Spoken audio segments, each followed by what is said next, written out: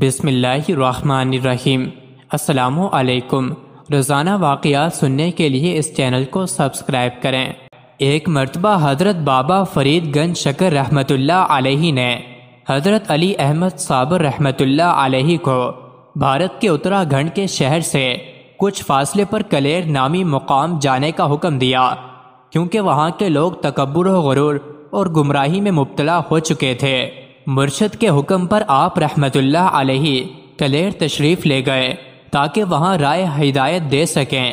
جب قاضی کو آپ رحمۃ اللہ علیہ کے آنے کی خبر ملی تو اسے اپنا منصب چھن جانے کا خوف پیدا ہو گیا۔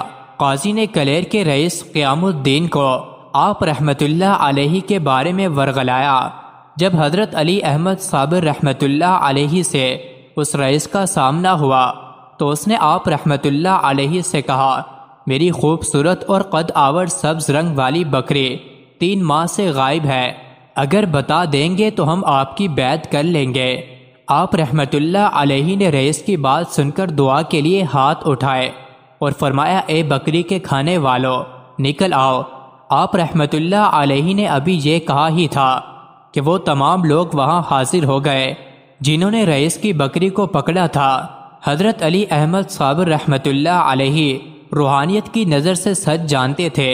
انہوں نے لوگوں سے کہا، تم سب نے رئیس کی بکری پکڑ کر کھا لی تھی، اب اس کا اقرار بھی کر دو۔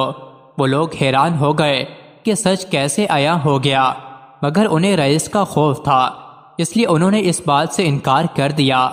آپ رحمۃ اللہ علیہ نے نرمی سے ارشاد فرمایا، بہتر یہی ہے کہ خود اپنا حال بیان کر دو، ورنہ شرمندگی اٹھانی پڑے گی۔ وہ لوگ مسلسل انکار کرتے رہے۔ آپ رحمۃ اللہ علیہ نے رئیس سے کہا کہ اپنی بکری کو نام سے پکارو۔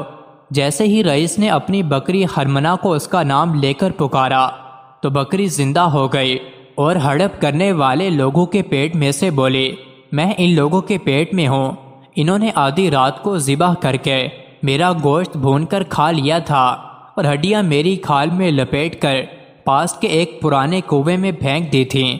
رئیس نے پرانے کنویں میں کچھ مزدور بھیجے تو وہاں سے بکری کی ہڈیاں اور کھال برآمد ہو گئی۔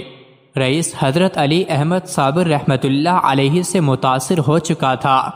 وہ بیعت ہونے کے لیے آپ رحمۃ اللہ علیہ کی جانب بڑھنے لگا تو قاضی نے اسے روک کر کان میں کہا، اس کے دھوکے میں مت آنا، یہ بہت بڑا جادوگر معلوم ہوتا ہے۔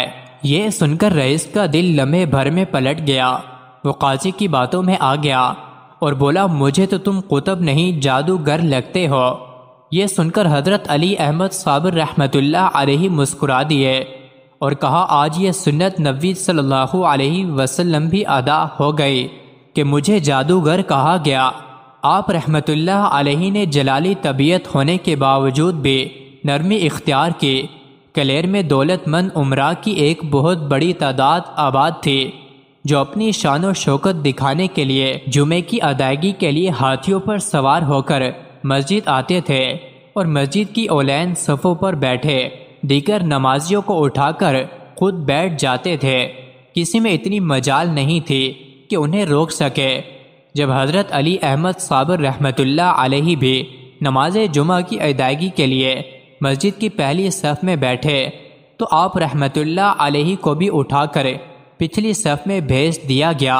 اسی طرح متواتر دوسرے اور تیسرے جمعے بھی پہلی صف سے محرومی کا سلسلہ ہوا تو آپ رحمۃ اللہ علیہ نے اپنے پیر و مرشد حضرت بابا فرید الدین گنج شکر رحمۃ اللہ علیہ کو خط کے ذریعے تمام احوال سے آگاہ فرمایا۔ مرشد نے جوابی خط میں لکھا، کلیر تمہاری بکری ہے، تمہیں اجازت ہے، دودھ پیو یا گوشت کھاؤ۔